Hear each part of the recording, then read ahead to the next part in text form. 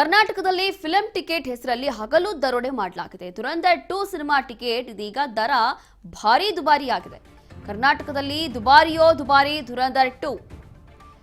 ಹೈದರಾಬಾದ್, ಚೆನ್ನೈನಲ್ಲಿ ಸರ್ಕಾರ ನಿಗದಿಪಡಿಸಿರುವಂತಹ ದರ, ಆದರೆ ಕರ್ನಾಟಕದಲ್ಲಿ ಮಾತ್ರ ಬೇಕಾಬಿಟ್ಟಿ ಕಲೆಕ್ಷನ್ ಮಾಡ್ತಾ ಇದ್ದಾರಂತೆ. ಕರ್ನಾಟಕದಲ್ಲಿ ಮಾತ್ರ 3000 ವರೆಗೂ ಕೂಡ ಟಿಕೆಟ್ ದರ ಇದೆ.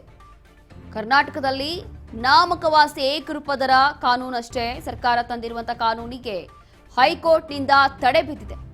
ಕರ್ನಾಟಕದಲ್ಲಿ ಮಾತ್ರ ಇನ್ನೂ ಜಾರಿಯಾಗದೆ ಏಕರೂಪ ದರ. ಸಿನಿಮಾ ಪ್ರಿಯರ ರಕ್ತ ಹೀರ್ತಾ ಇದೆ ದುರಂಧರ್ ಪಾರ್ಟ್ 2 ಸಿನಿಮಾ. ಬೇಕಾಬಿಟ್ಟಿ ದರದಲ್ಲಿ ದುರಂಧರ್ ಟಿಕೆಟ್ ಬುಕಿಂಗ್ ಆಗ್ತಾ ಇದೆಯಂತೆ. ದುರಂಧರ್ ಪಾರ್ಟ್ 2 ಇನ್ನೇನು ರಿಲೀಸ್ ಆಗ್ತಾ ಇದೆ. ಹಾಗಾಗಿ ಇಲ್ಲಿ ಸರ್ಕಾರ ಏನ್ ನಿಗದಿ ಮಾಡಿತ್ತಲ್ಲ, ಆ ಒಂದು ಟಿಕೆಟ್ ದರ ಎಲ್ಲೂ ಕಾಣಿಸ್ತಾ ಇಲ್ಲ. ಅದು ಕೂಡ ನಮ್ಮ ಕರ್ನಾಟಕದಲ್ಲಿ, ಬೇರೆ ಬೇರೆ ಕಡೆ ಅದೆಲ್ಲವೂ ಕೂಡ ಜಾರಿಯಲ್ಲಿದೆ. ಆದರೆ ನಮ್ಮ ಕರ್ನಾಟಕದಲ್ಲಿ ಮಾತ್ರ ಆ ಟಿಕೆಟ್ ದರ ಜಾರಿಯಲ್ಲಿಲ್ಲ. ಅದರಲ್ಲೂ ಕೂಡ ನೋಡಿ, ದುರಂಧರ್ ಪಾರ್ಟ್ 2 ಇದೆಯಲ್ಲ, ಆ ಒಂದು ಸಿನಿಮಾಗೋಸ್ಕರ 3000ವರೆಗೂ ರೇಟ್ ಇದೆ. ಇಷ್ಟೆಲ್ಲ ನಡೆದ್ರೂ ಸುಮ್ಮನೆ ಇರೋದು ಯಾಕೆ ರಾಜ್ಯ ಸರ್ಕಾರ? ಏಕರೂಪ ದರ ನಿಗದಿ ಕಾನೂನು ಜಾರಿಗೆ ಮೀನಾಮೇಷ ಯಾಕೆ ಎಣಿಸ್ತಾ ಇದೆ ಅಂತ. ಇಷ್ಟೆಲ್ಲ ಆದ್ರೂ ಕೂಡ ಹೈಕೋರ್ಟ್ಗೆ ಮೇಲ್ಮನವಿಯನ್ನ ಸಲ್ಲಿಸಿಲ್ಲ ಯಾಕೆ? ನಾ ಹೊಡೆದಂಗ್ ಮಾಡ್ತೀನಿ, ನೀ ಅತ್ತಂಗ್ ಮಾಡು ಅನ್ನೋ ನಾಟಕನ ಇದು ಅನ್ನೋ ಪ್ರಶ್ನೆ ಹುಟ್ಟುತ್ತಾ ಇದೆ. ಇಷ್ಟೆಲ್ಲ ಆದ್ರೂ ಕೂಡ ಸುಮ್ಮನೆ ಇದೆ ರಾಜ್ಯ ಸರ್ಕಾರ. ಏಕರೂಪ ದರ ನಿಗದಿ ಕಾನೂನು ಜಾರಿಗೆ ಮೀನಾಮೇಷ ಯಾಕೆ ಎಣಿಸ್ತಾ ಇದೆ? ಇಷ್ಟಾದ್ರೂ ಕೂಡ ಹೈಕೋರ್ಟ್ಗೆ ಮೇಲ್ಮನವಿ ಕೂಡ ಸಲ್ಲಿಸಿಲ್ಲ ಯಾಕೆ ಅನ್ನೋಂಥದ್ದು. ಸರ್ಕಾರದ ಈ ನಡೆಗೆ ಭಾರಿ ಅನುಮಾನ ಈಗ ಹುಟ್ಟುತ್ತಾ ಇದೆ. ಸರ್ಕಾರದ ನಡೆ ಮೇಲೆಯೇ ಮೂಡ್ತಾ ಇದೆ ಭಾರಿ ಅನುಮಾನ. ಅದರಲ್ಲೂ ಕೂಡ ನೋಡಿ, ಆ ಒಂದು ಗಾದೆ ಮಾತಿದೆ, ನಾ ಹೊಡೆದಂಗ್ ಮಾಡ್ತೀನಿ, ನೀ ಅತ್ತಂಗ್ ಮಾಡು ಅನ್ನೋ ನಾಟಕನ ಅನ್ನೋ ಪ್ರಶ್ನೆ ಈಗ ಹುಟ್ಟುತ್ತಾ ಇದೆ. ಒಂದು ಸಿನಿಮಾ ಟಿಕೆಟ್ 3000ವರೆಗೂ ಹೋಗ್ತಾ ಇದೆ ಅಂತಂದ್ರೆ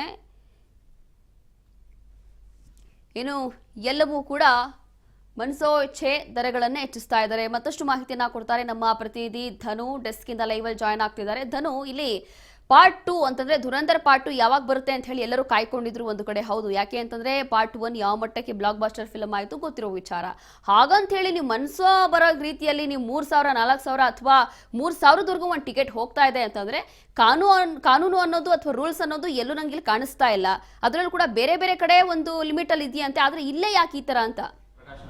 ಎಷ್ಟು ರೋಶ್ನಿ ನೀವು ಹೇಳ್ತಾ ಇರೋದು ನಿಜ, ಸತ್ಯ. ಯಾಕಂದರೆ ದುರಂಧರ್ ಫಸ್ಟ್ ಪಾರ್ಟ್ ಏನಿದೆ ಸಾಕಷ್ಟು ರೀತಿಯಲ್ಲಿ ಒಂದು ಕ್ರೇಜನ್ನು ಕ್ರಿಯೇಟ್ ಮಾಡಿತ್ತು. ಮತ್ತು ಬಾಕ್ಸ್ ಆಫೀಸ್ನಲ್ಲೂ ಕೂಡ ಅದೇ ರೀತಿಯಾದಂತಹ ಕಲೆಕ್ಷನನ್ನು ಮಾಡಿ ಅಬ್ಬರವನ್ನು ಸೃಷ್ಟಿಸಿತ್ತು. ಈಗಾಗಲೇ ಪಾರ್ಟ್ 2 ಈಗ ನಾಳೆ ಇನ್ನೇನು ಮಾರ್ಚ್ 19ಕ್ಕೆ ಯುಗಾದಿ ಸ್ಪೆಷಲ್ ಆಗಿ ಸಿನಿಮಾ ರಿಲೀಸ್ ಆಗ್ತಾ ಇದೆ. ಈ ಸಿನಿಮಾದ ಕ್ರೇಜ್ ಅದೇ ರೀತಿಯಾಗಿ ದುಪ್ಪಟ್ಟಾಗಿದೆ. ಆದರೆ ಸಿನಿಮಾದ ಟಿಕೆಟ್ ವಿಚಾರಕ್ಕೆ ಬರೋದಾದರೆ ಕರ್ನಾಟಕದಲ್ಲಿ ಸಿನಿಮಾದ ಟಿಕೆಟ್ ಮನಸೋ ಇಚ್ಛೆ ದರವನ್ನು ಮಾಡಲಾಗ್ತಾ ಇದೆ.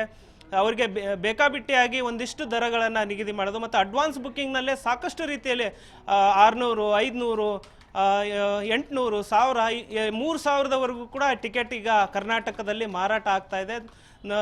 ಸಾಕಷ್ಟು ರೀತಿಯಲ್ಲಿ ದುಬಾರಿ ಆದಂತಹ ದುರಂಧರ್ ಅಂತಲೇ ಹೇಳ್ಬೋದು ಕರ್ನಾಟಕಕ್ಕೆ. ಯಾಕಂದರೆ ಬೇರೆ ಪಕ್ಕದ ರಾಜ್ಯದಲ್ಲಿ ನೋಡಿದಾಗ, ಚೆನ್ನೈ ಮತ್ತು ಹೈದರಾಬಾದಲ್ಲಿ ನೋಡಿದಾಗ ದುರಂಧರ್ಗೆ ಟಿಕೆಟ್ ರೇಟ್ ಏನಂದರೆ ಅಲ್ಲಿನ ಸರ್ಕಾರ ಒಂದು ಏನು ಬೆಲೆಯನ್ನು ನಿಗದಿ ಮಾಡಿತ್ತೋ ಅದೇ ಬೆಲೆಯಲ್ಲೇ ಟಿಕೆಟ್ ಈಗ ಮಾರಾಟ ಆಗ್ತಾ ಇರ್ತಕ್ಕಂಥದ್ದು. ಅಡ್ವಾನ್ಸ್ ಬುಕ್ಕಿಂಗ್ ಆಗಿರ್ಬೋದು ಮತ್ತು ಮೊದಲ ದಿನದ ಏನು ಒಂದಿಷ್ಟು ಏನು ಶೋಗಳ ಏನು ಇದೆ ಟಿಕೆಟ್ ರೇಟ್ ಇದೆ, ಅದು ನಾರ್ಮಲ್ ಆಗಿ ಏನು ಒಂದು ಅಲ್ಲಿನ ದರ ಏನು ನಿಗದಿ ಇದೆ ಆ ಒಂದು ದರಕ್ಕೆ ಅಲ್ಲಿ ಮಾರಾಟ ಆಗ್ತಾ ಇರ್ತಕ್ಕಂಥದ್ದು. ಆದರೆ ಕರ್ನಾಟಕದಲ್ಲಿ ಇದೊಂದು ರೀತಿ ಏನಂದರೆ ಇಲ್ಲಿ ರಾಬರಿ ಆಗ್ತಾ ಇದೆ, ಹಗಲು ದರೋಡೆನೆ ಅಂತಲೇ ಹೇಳ್ಬೋದು. ಇಲ್ಲಿನ ಸರ್ಕಾರ ಇದಕ್ಕೆ ಯಾವುದೇ ರೀತಿಯಾದಂಥ ಕ್ರಮ ಕೈಗೊಂಡಿಲ್ಲ.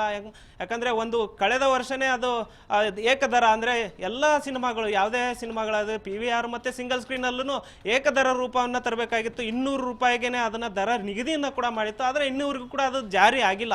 ಆದರೆ ಇಂಥ ಸಂದರ್ಭದಲ್ಲೂ ಕೂಡ ಅವರು ಸ್ಟೇ ತಂದಿದ್ದಾರೆ. ಹೈಕೋರ್ಟ್ಗೆ ಒಂದು ಮನವಿಯನ್ನು ಸಲ್ಲಿಸಬಹುದಿತ್ತು. ಆ ಸ್ಟೇ ವೆಕೆಟ್ ಮಾಡಿಸುವಂತಹ ತಾಕತ್ತು ಈ ಸರ್ಕಾರಕ್ಕೆ ಇಲ್ವಾ ಅನ್ನೋ ಒಂದಿಷ್ಟು ಪ್ರಶ್ನೆಗಳು ಕೂಡ ಈಗ ಮೂಡ್ತಾ ಇರ್ತಕ್ಕಂಥದ್ದು. ಈ ಒಂದು ನಿಟ್ಟಿನಲ್ಲಿ ದುರಂಧರ್ ಈಗ ಸಿನಿಮಾ ಪ್ರಿಯರ ರಕ್ತವನ್ನ ಹೀರ್ತಾ ಇದೆ ಅಂತಾನೆ ಹೇಳ್ಬೋದು ರೋಶ್ನಿ. ಎಸ್, ಥ್ಯಾಂಕ್ ಯು ಧನು, ನಿಮ್ಮೆಲ್ಲ ಮಾಹಿತಿಗಾಗಿ.